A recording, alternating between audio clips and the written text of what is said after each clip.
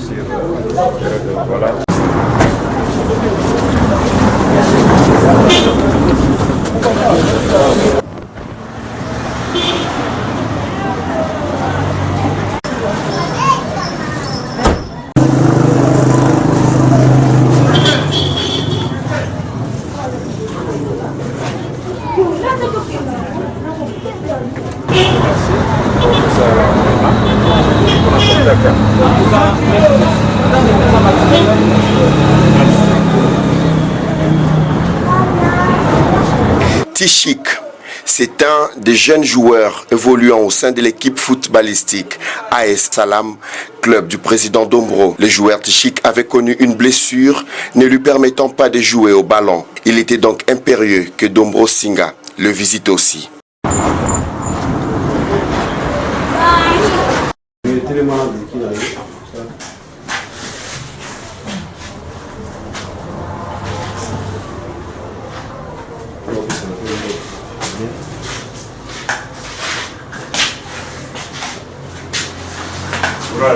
Ça va.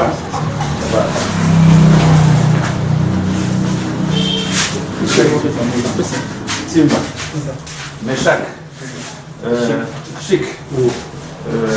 Antenne Jacques. C'est bon. Alors, dès que je fais image beaucoup d'ensemble, on va faire voir la vérité.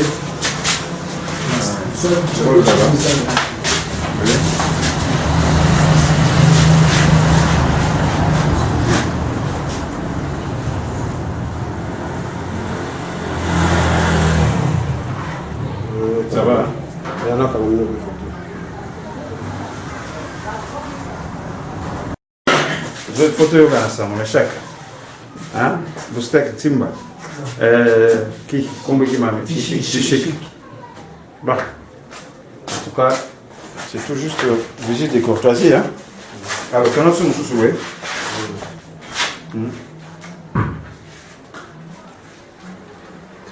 C'est bon, hein? Parfait. Bon. Le fils quand même, il y a mon quelques années. Ok? Ça va. Toute l'équipe. Des soirs, non, là. Merci, président. Coco?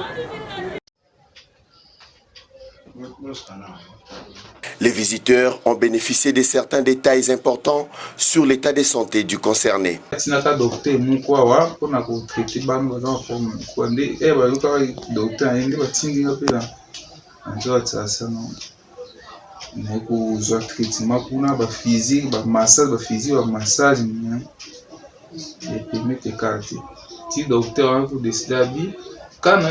il y a un neurologue, on est déjà traumatisé. Traumatisé parce que nous sommes un neurologue. Mais, on a matadi, bazate, nakini, bazar, mais baka impera, utami, banua, banda. Si possible, beaucoup, mais quand beta va porter, batamité à malamu, ben gouvernement provincial, comment au Sombino, même il y a un indien, il faut aussi rétablir. Si vous avez contact avec Damien Koki. Là, si vous avez contact avec le docteur, vous avez un docteur comme un repos. Avec Damien Kapé, un docteur, il y a une situation où il y a est-ce qu'on a toujours contact avec Damien Koki? On a essayé les choses pour nous battre de nous sortir comme intérim. Ça va être pour 2011. Ça veut dire que ça pour ça l'effort on a coûté na de cours na expliquer à côté na de cours expliquer de cours ça comme moi si dans un corps médical maman Égérie na ko ça l'effort et azoia pour faire un week-end moi un week-end il y a besoin pour que l'hôpital Fabrice à ça les temps moi c'est pas yaki bien moi ça avec Damien moi ça de cours ba même l'hôpital na pourquoi d'accord médical ça sont une médecine qui atali kama baka esi mafo end comment les bungamki abiye pas donc canette ya ngabu za pour maneg na end na ça passe 45 jours kazo na mazo ya ntamble ma beki tia retable so kana end wande aux moi c'est moi ça dégoût service na bon aka bisenga saba bozonga na hôpital parce que ça qui bobimisa transfert ba pesa transfert ba rapport médical no nyonso ça fait fort hein que zonga pe kuna pourquoi docteur c'est bokende so ozimuntu bomoboya après ozomuntu tozongi tozimuntu gouvernement dit tozongi faire so rapport nyonso dossier nyonso tozwi to pesa na avec dami ya no pesa na yemo ko c'est de ngusu na buku afisa ba de ngusu banda ko promettre dossier côté na gouvernement promettre tout dossier déjà ministère des finances on a ministère du oh bah signer beau si mandat bon aussi et mandat aussi jour après ça remise reprise il moi ça d'un coup ça sur le talent oh dossier après bah signer déjà bah bloquement moyen mon pour ça déplacement donc à tirer à bon talent filmer petit c'est là beau à qui ne peut le petit pas qu'il n'a pas suite mon côté qui mon peut suite Mtu devait d'aimer à Bundi même à des coups wana Jacques Mbado na vite amo sofra le ma ko ça effort maintenant étant en ça amo Mbado na zo même ba contact na yemoko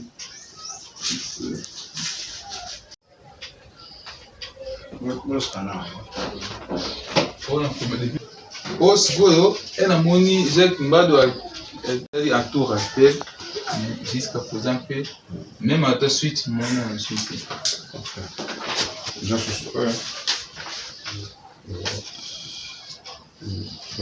bon sangono ni nomoni président Dombo vraiment nous sur makasi au mona président Dombo na yo kaka e kaka na mona eka ba TV loma présence na yo vraiment sur makasi au mona vraiment Nzambe a pambole ma visite na ye na yiki Nzambe au monde semaine à travers la présence na ye donc na osanga président Dombo a abundela ngaza liboso na ngai na yiki bomba za ba notable ya Congo central na yiki o nyonso monao na yiki nos suite mo favorable à travers na ye Nzambe maza ne liboso za ne longo na démarche o nyonso sa kuna Nzamba pambole a monta nzia malamu pona.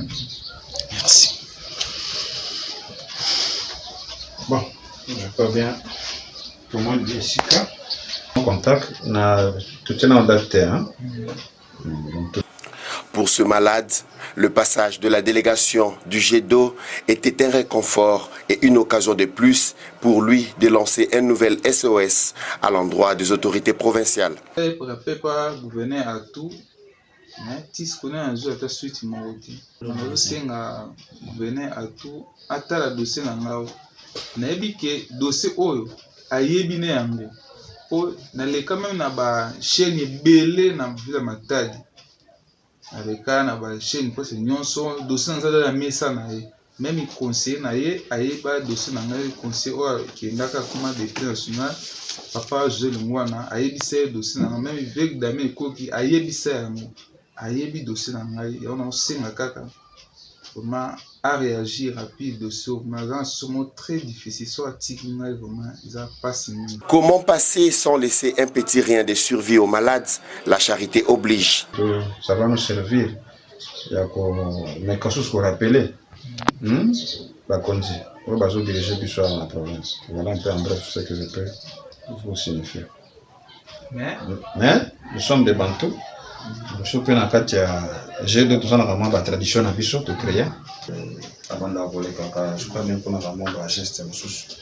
Nous surtout dans l'état d'écolière, tout ça, il va commencer de temps en temps avant d'avoir les caca. Ok? Vraiment, merci président. Nzambe apambola yo. Vraiment, président na osenga na président yo zala neti pour des paroles na ngai bosa bakondi. L'état na papa tout ayebi kana ngai oyo. Na nzela na bino nde bo rappeler susu. Nzambe apambola bino sala nzela na bino. Nabi ko za ba noteur munene na mboka o za grand personnalité na mboka o. Nabi ko présence na ndenge utiliser awa. Lazima elika ki na rozo na calamite na suite favorable. Ta etant za na tambola te na bouger te na sala ka ta mouvement moko te. Même les banda alimentaire, ça m'a parati, ça m'a capable de tout mouvement. Nzamba pambola président Dombo a pesa union sur moi.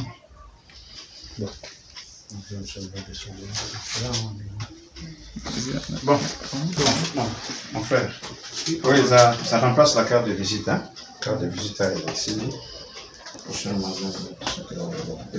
Ça fait partie de la publicité à la société en Bissot. Donc ici, il y a tous nos coordonnées. Voilà. C'est symbolique.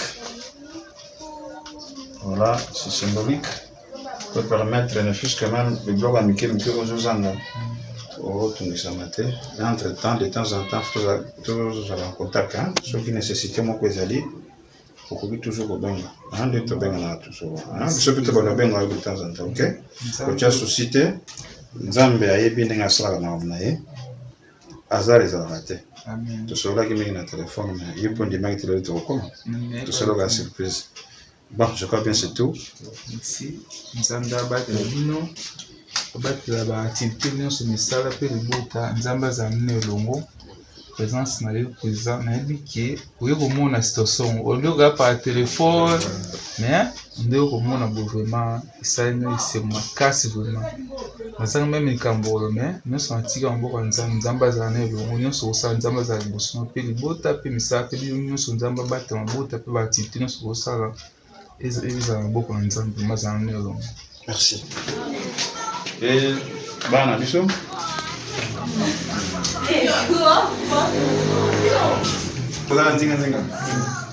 ça va toi? Il n'est pas un médecin. Il a pourtant. Les sites. Les sites, oui. Peut-être qu'il y a comment on va faire pour faire. La fois passée, avant les cas, avant d'aller papa bien maman, parce qu'il faut s'attendre à ça. Visite pas un médecin. Consultation, la droit à consultation. Donc le lot a déjà le 31, donc disons presque dans une semaine. Hein. Donc le 5, le 6 mètres 5 kg, même mon coach, tu peux toujours vous rappeler soit mettre 5 kg. Jusqu'à l'école, la classe aux autres, dans la classe deuxième sur. Vous commandez à droite. Maman, hein?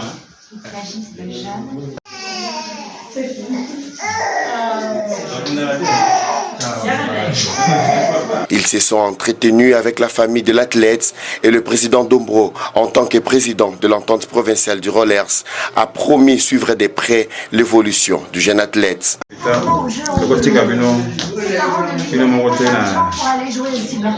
Parce que ça responsabilité. Donc ce que ça on doit accompagner puis notre athlète a comme bien. Voilà un peu en bref ce qu'on voulait signifier. En même temps, en matière il y a à mon émission on a fait il y a groupe jeune tradition à Bissau. On doit remettre en mouvement et à papa on a suivi dans notre athlète à cause d'un besoin de quelqu'un athlète bien mon gars c'est symbolique hein. Mais le 5 il y aura une petite réaction aussi on a suivi. Voilà. Ok.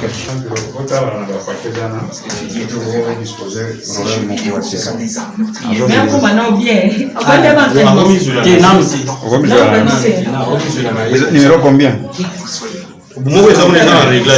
Les blessés ont extériorisé leur sentiment de joie.